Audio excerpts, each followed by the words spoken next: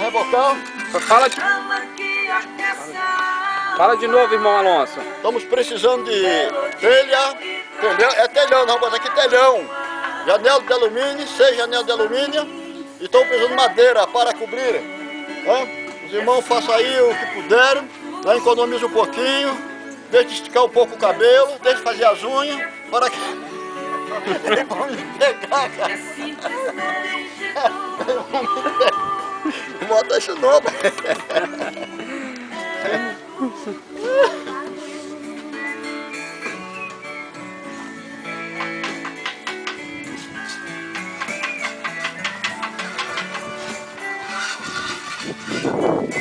Missionário Bill, colocando a parede no prumo.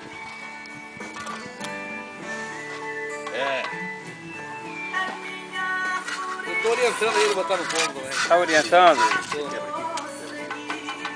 Cadê o martelo? Deixa eu pegar. A melhor parte você vai deixar de filmar? Levando o martelo? O que eles vão pensar de mim na sociedade? Pode tirar ela inteira. Inteira que eu falo é quebrar inteira. Quebrar é comigo mesmo. Aqui também se quebra para construir.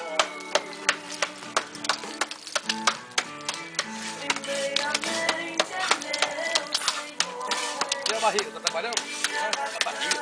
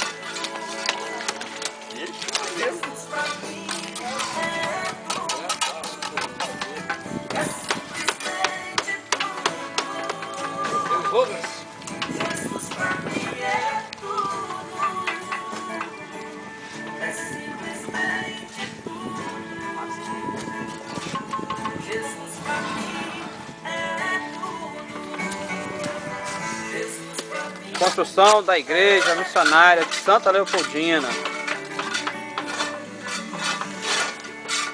Ele faz parte do projeto PMI.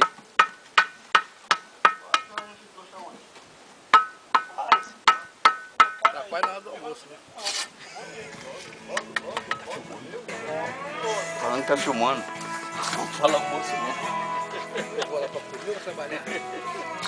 Na beira de um tanque havia um homem que padecia por um milagre a esperar. Um anjo as águas tocava, mas ninguém o ajudava. O irmão Alonso também come. E Jesus foi até o tanque para com ele conversar. Jesus Cristo foi chegando, e o homem foi falando, com tristeza no olhar. Toda vez que Ninguém vê. Quando eu tô trabalhando, ninguém vê.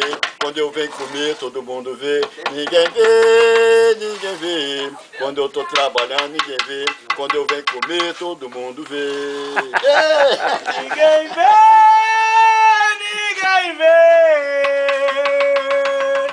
Quando eu tô trabalhando, ninguém